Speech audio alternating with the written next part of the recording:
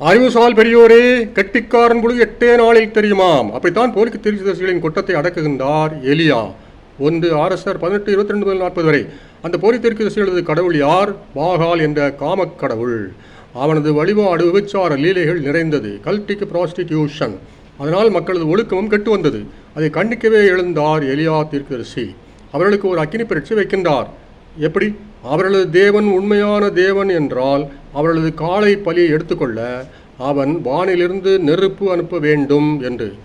அதன்படியே காலையிலிருந்து நண்பகல் வரை அந்த போலி தீர்க்கதரிசிகள் கத்துகின்றார்கள். தொண்டை கிளிய பாகால் வந்தபாடு இல்லை.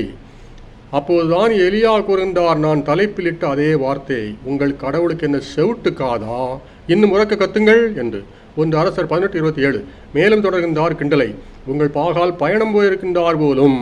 அத்தோடு விட்டாரா, உங்கள் பாகால் கும்பகர்ண தூக்கம் தூங்கி வழுகின்றார் போலும். இதையும் தாண்டி பச்சையாக ஒன்றை சொல்லுகின்றார். அதை நான் சொல்லுவதற்கு மன்னிக்க வேண்டும். உங்கள் காமதேவன் கழிப்பறைக்கு போயிருக்கின்றார் போலும் என்று. இதையெல்லாம் இப்படி சொல்வதற்கு என்ன காரணம் என்கின்றீர்களா? இக்காலத்திலே சில கத்தோலிக்கர் பெந்தகோஸ்துக்காரர்களை ஏடிச்சான் காப்பி அடிக்கின்றார்களே. அதிலும் குறிப்பாக சாலக்குடி கூட்டம், ஜபக்கூட்டம் போட்டு அல்லேலியா என்று தொண்டைகளியை கத்துகின்றார்களே. கடவுளுக்கு என்ன செவுட்டு காதா?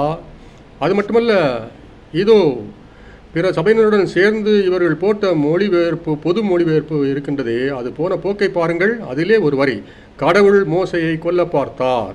விடுதலை பயணம் 4:24. கடவுள் என்ன கொலைகாரனா? எந்த அறிவட்டவனாவது இப்படி மொழிபெயர்ப்பானோ? கேட்கிறவன் என்ன கேணப்பயலா? கேப்பையிலே நெய்படுகிறது என்பதற்கு.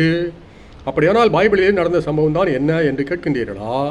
இதோ தன் மக்களை மீட்பதற்காக மோசே மீதியா நாட்டிலிருந்து எகிப்து புறப்படும் போது மனைவியோடு ஒரு சத்திரத்திலே தங்கியிருக்கின்றார். அதை கண்ட மீதியான் கயவர் சிலர் என்ன சொல்லுகின்றார்கள் தெரியுமா?